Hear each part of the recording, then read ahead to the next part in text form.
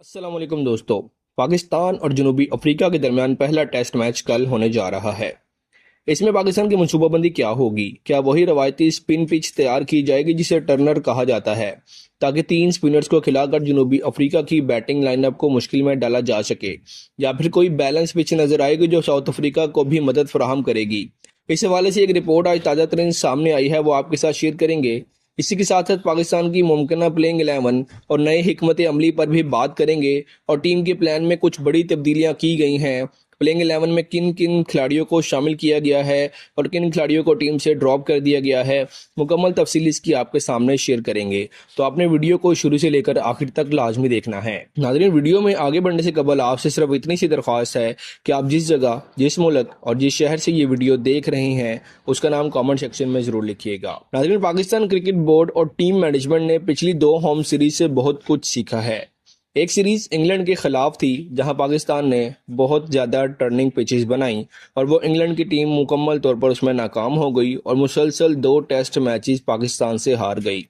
पहला मैच एक supporting pitch पर खेला गया था जिसमें फास्ट बॉलर को मदद मिली थी और पाकिस्तान शिकस्त खा गया था। उसके बाद हिकमत अमली बदली गई। नाज़रीन, आप सबको याद होगा मोहम्मद रिजवान ने मजाहिया अंदाज में कहा था कि ये बेस बॉल नहीं बल्कि क्रिकेट है।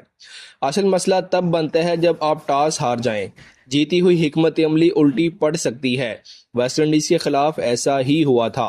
पहला मैच जीतने के बाद दूसरे मैच में पाकिस्तान इसी पिच पर खुद शिकार बन गया जो उसने दूसरों के लिए तैयार की थी। वेस्ट इंडीज स्पिनर्स ने पाकिस्तानी बैटिंग लाइनअप के साथ वही किया जो पिछले मैच में साजिद खान और नोमान ने वेस्ट इंडीज के साथ किया था। अब जब जनूबी अफ्रीका की टीम पाकिस्तान आई तो पाकिस्तान ने सर जोड़कर बैठकर सोचना शुरू किया है कि सिर्फ एक रुख प्लान काफ़ी नहीं होगा। अगर पिच को एक तरफा स्पिन ट्रैक बनाया गया तो ये पाकिस्तान के लिए भी खतरनाक साबित हो सकता है, क्योंकि जनूबी अफ्रीका के पास भी 2 से 3 मजबूत स्पिनर्स मौजूद हैं, और अगर पाकिस्तानी बैटर स्पिन के खिलाफ मुश्किलात का शिकार होते हैं तो यही कमजोरी उल्टी भी पड़ सकती है। बाबर आजम खुद स्पिन और ख़ास तौर पर अंदर आती हुई गेंद के खिलाफ शदीद जद्दोजहद करते हैं। अब्दुल्ला शफीक भी मुसलसल स्पिनर्स के खिलाफ आउट होते आ रहे हैं। इस सूरत हाल के पेश नज़र पाकिस्तान ने मंसूबे में हल्की सी तब्दीली की है। ज़राए का कहना है कि एक ऐसी पिच तैयार की जा रही है जो इब्तिदा में बैटिंग के लिए साजगार होगी, मगर वक्त गुजरने के साथ साथ स्पिनर्स के लिए मददगार बनती जाएगी। दिन गुजरते ही पिच टूट फूट का शिकार होगी और आखिरी इनिंग में बैटिंग करना मुश्किल हो जाएगा। शुरू के दिनों में पिच फास्ट बॉलर्स के लिए मददगार होगी, जैसा कि अमूमन पाकिस्तान में धूप और गर्मी की वजह से होता है। इंटरीम हेड कोच जो है नाज़रीन अजहर महमूद, उन्होंने प्रेस कॉन्फ्रेंस में वाजिया किया है कि टीम एक बैलेंस पिच बनाने के हक में है जो इब्तिदा में फास्ट बॉलर को मदद देगी और बाद में स्पिनर्स के लिए साजगार होगी। यानी इस बार पाकिस्तान किसी रैंक टर्नर पिच की तरफ नहीं जाएगा बल्कि एक मतवाजन विकेट तैयार करेगा। इसी वजह से टीम कॉम्बिनेशन में भी बड़ी तब्दीलियों का फैसला किया गया है। पाकिस्तान ने इस बार 3 स्पिनर्स और एक फास्ट बॉलर की बजाय 2 स्पिनर्स और 2 फास्ट बॉलर के साथ मैदान में उतरने का फैसला किया है। ये एक मतवाजन कॉम्बिनेशन है जो टीम को दोनों तरह के हालात में मौका फराहम करेगा कि पाकिस्तान टीम अपने आप को संभाल सके। पिछली सीरीज में पाकिस्तान एक स्पेशलिस्ट फास्ट बॉलर और एक ऑलराउंडर के साथ जाता था, लेकिन आमिर जमाल ऑलराउंडर के तौर पर मुतासिर कारकर्दगी नहीं दिखा सके, जिसके बाद टीम मैनेजमेंट ने इस बार उन्हें रिलीज कर दिया है। इस फैसले से वाजिया है कि इस बार टीम एक मुकम्मल स्पेशलिस्ट फास्ट बॉलर को खिलाने के मूड में है। ओपनिंग जोड़ी में कोई तब्दीली मुतवक्का नहीं है।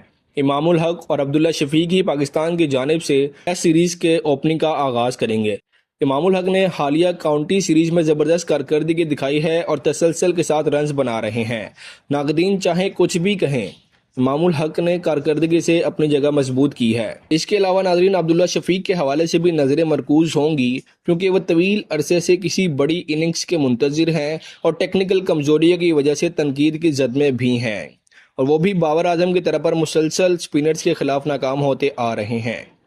उसके बाद शान मसूद तीसरे नंबर पर बैटिंग करेंगे।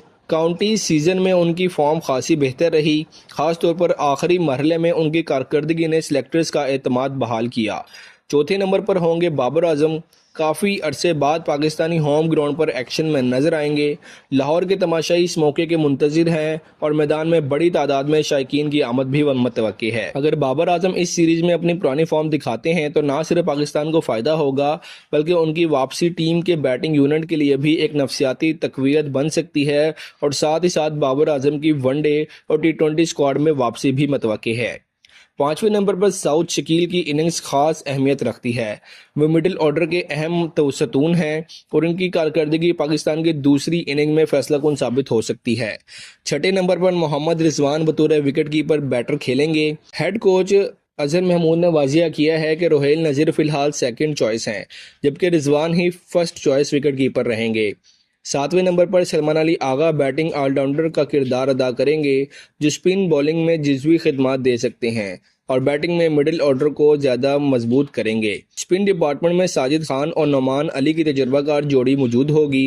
नुमान अली और साजिद खान ने माजी में होम कंडीशंस में बेहतरीन कारकर्दगी दिखाई है और उनसे इसी कारकर्दगी की उम्मीद की जा रही है। आसिफ अफरीदी को डेब्यू देने पर गौर किया जा रहा है, लेकिन इस सूरत में टीम को सिर्फ एक फास्ट बॉलर के साथ उतरना पड़ेगा, जो मौजूदा प्लान के मुताबिक मुमकिन नहीं लगता। फास्ट बॉलिंग में शहंशाह अफरीदी की वापसी बड़ी खबर है और वो काफ़ी अरसे बाद टेस्ट क्रिकेट में एक्शन में होंगे और नई गेंद से इब्तिदाई ब्रेक थ्रू हासिल करने की पूरी जिम्मेदारी शहंशाह अफरीदी के कंधों पर होगी।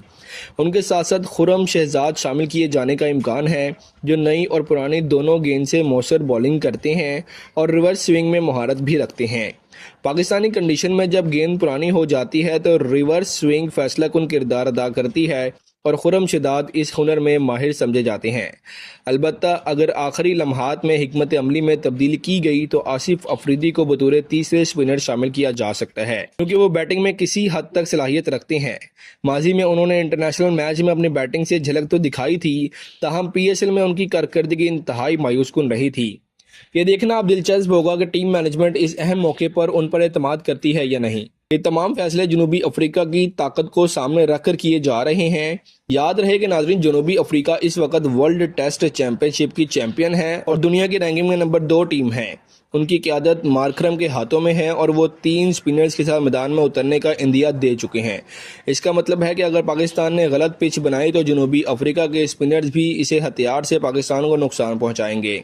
अगर पाकिस्तान इस सीरीज में दोनों मैच जीतने में कामयाब हो जाता है तो इसका वर्ल्ड टेस्ट चैंपियनशिप साइकिल में टॉप 2 या 3 में आने का वाज़िया इम्कान होगा और अगर किस्मत ने साथ दिया तो मुमकिन है पहली बार टेस्ट चैंपियनशिप के फाइनल में पाकिस्तान और भारत आमने सामने हों, जो क्रिकेट की दुनिया के लिए तारीखी लम्हा होगा। यह सीरीज सिर्फ एक होम सीरीज नहीं बल्कि आने वाले 2 साल के लिए पाकिस्तान की टेस्ट क्रिकेट की सिमत तय करने की सीरीज है। पिच की तैयारी से लेकर प्लेइंग 11 के इंतखाब तक हर कदम सोच समझ कर पाकिस्तान को उठाना होगा। अब देखना यह है कि मैदान में किस हिकमत अमली को अमली जामा किस तरह पहनाया जाता है और किस खिलाड़ी को मौका दिया जाता है, उससे किस हद तक फ़ायदा भी उठाया जाता है। अपनी राय आप कमेंट सेक्शन में दीजिएगा कि आपके ख्याल में पाकिस्तान को किस नए कम्बिनेशन के साथ मैदान में उतरना चाहिए। क्या 2 स्पिनर्स और 2 फास्ट बॉलर का कॉम्बिनेशन दुरुस्त फैसला होगा या 3 स्पिनर्स का ऑप्शन ज़्यादा मौसर होगा। मिलते हैं अगली वीडियो में, तब तक के लिए अल्लाह हाफिज़।